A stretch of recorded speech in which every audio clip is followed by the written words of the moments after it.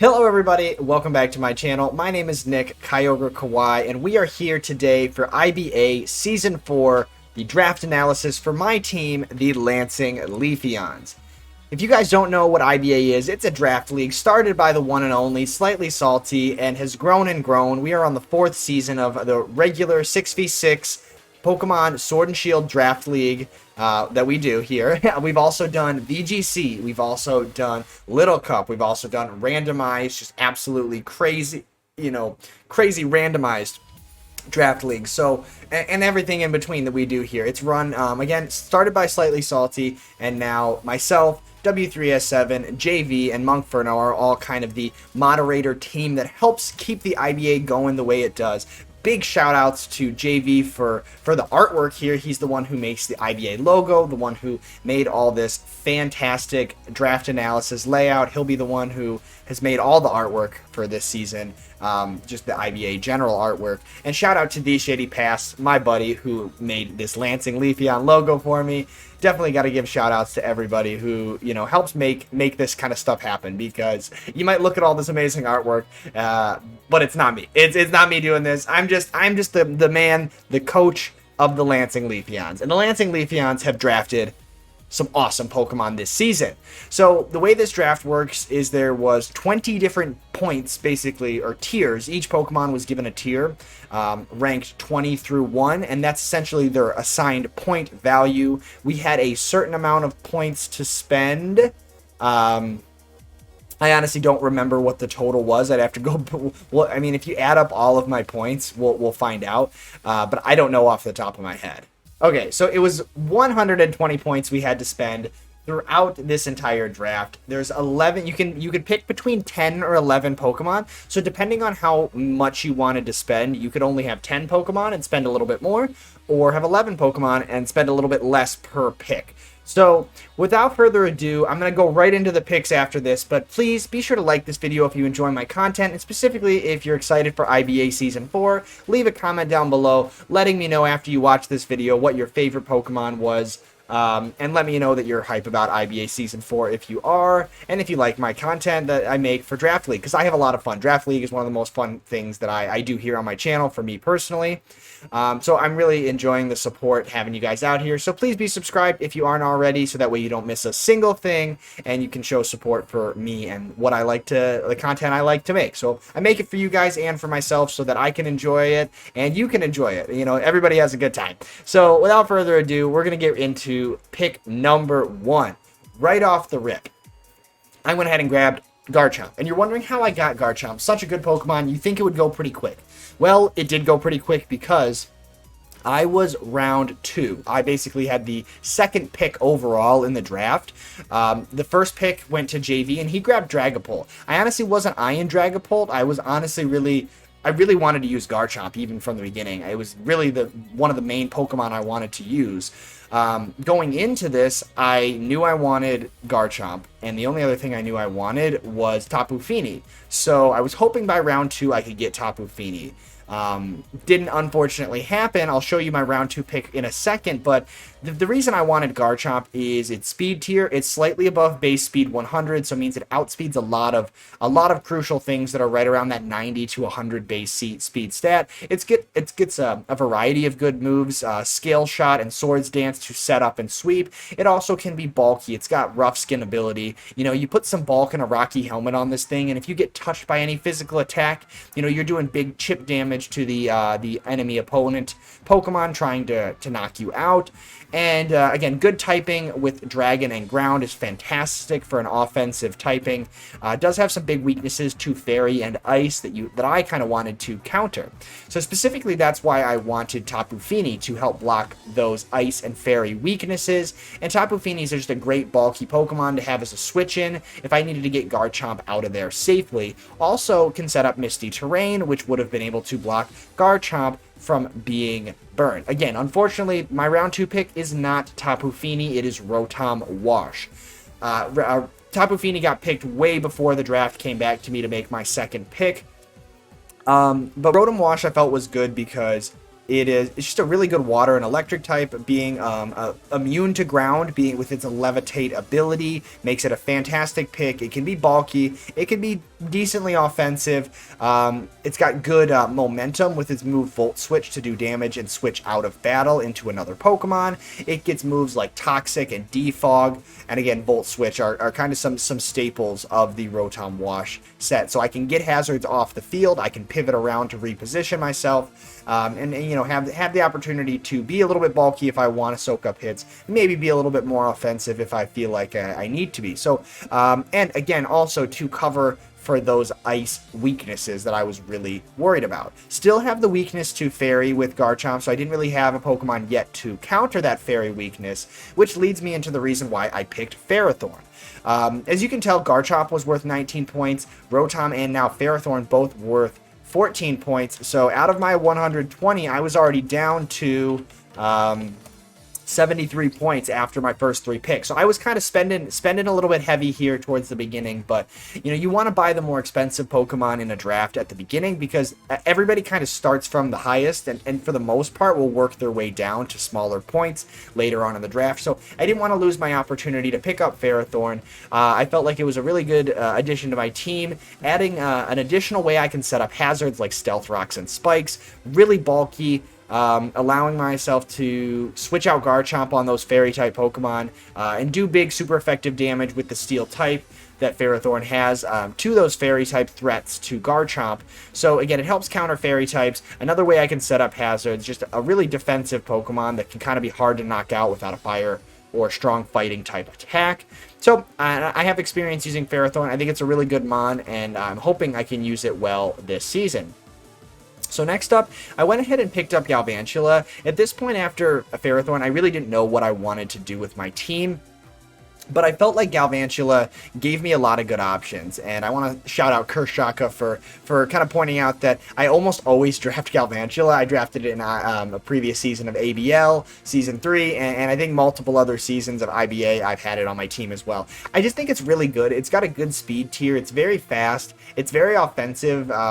It doesn't have the best special attack stat, but it does have the ability Compound Eyes, which paired with the move Thunder makes it a lot more accurate to use the move Thunder, which is a very powerful electric type attack. Also gives me access to Sticky Webs to help slow down my opponent's team if, again, if they have anything that's Choice Scarf or just really fast that I feel like needs slowing down. And that's really it, because I already had the electric type, so it was a little bit of overlap in typing, but also gave me the bug type, which helps against, you know, psychic and dark types, which can be common Pokemon, common threats. So, yeah, that's why I picked Galvantula. Now, on to my 5th pick.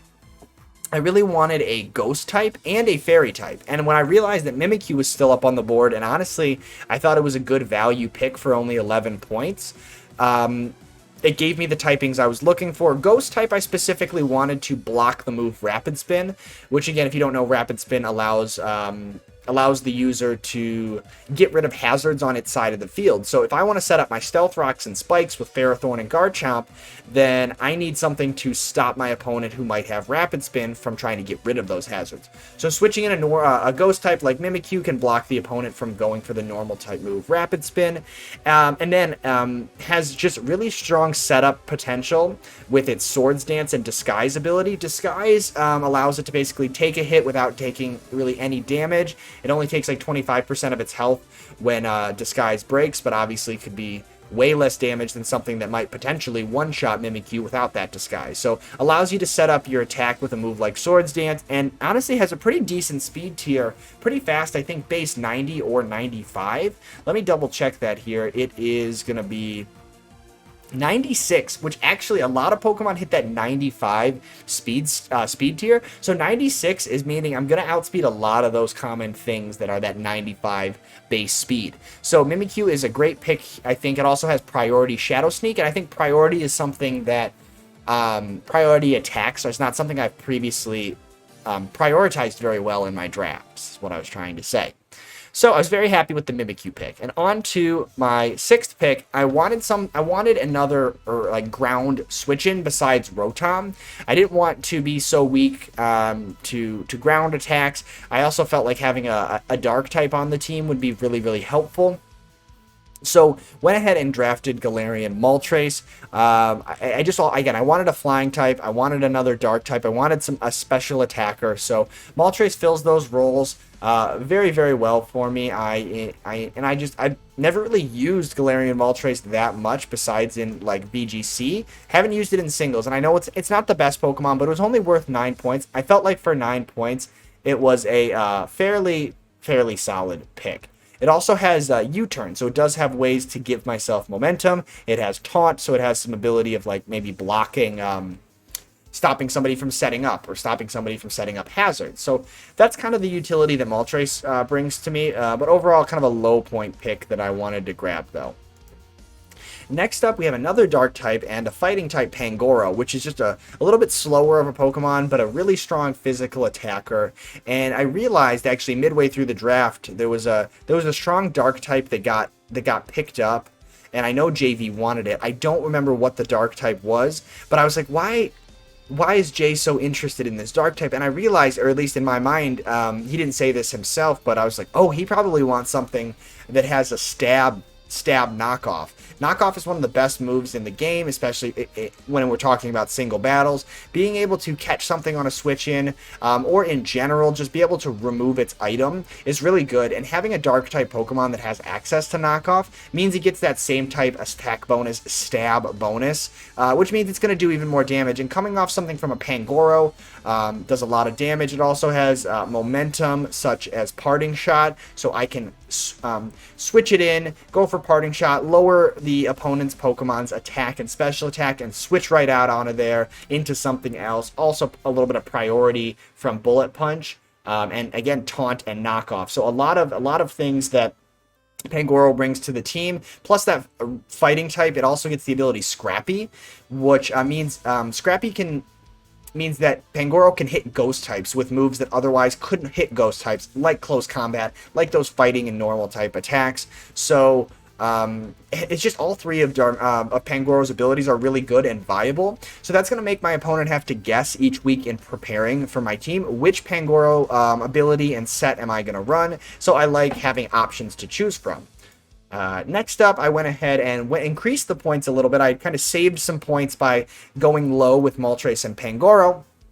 So we decide to go ahead and grab a 10-pointer Tentacruel. Another water type, but it's a really interesting water type because it's not weak to grass because of its really, really big special bulk. Most grass types are special for the most part, and being a poison type means I'm not so worried about those. I can do big damage back to them. It also gives me access to more hazards, toxic spikes, and then hazard removal. What is hazard removal? Oh, it has rapid spin, it has toxic spikes. So now my team has spikes, 2 stealth rockers, 1 sticky webber, and a toxic spikes. My team is loaded with the hazards. I have rapid spin and defog, so some ways to get rid of hazards. Also has the move corrosive gas, which I believe is just a move to get rid of items, which I didn't even really know it got. I'll have to look into that move more because I don't really know that much what it does. Just a really bulky and surprisingly fast Pokemon. Again, at base 100 speed, for how bulky it is on the special side, it can also be run quite speedy if there's anything I do need to outspeed.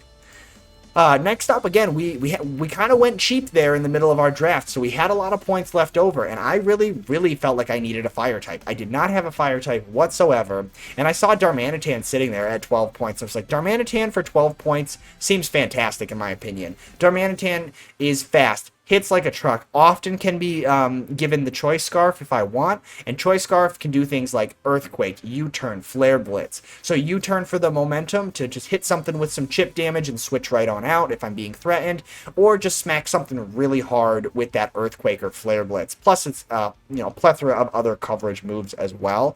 Very excited to use Darmanitan and felt like it was a pretty good value pick for all things considered, and really helped my team because I had no fire types.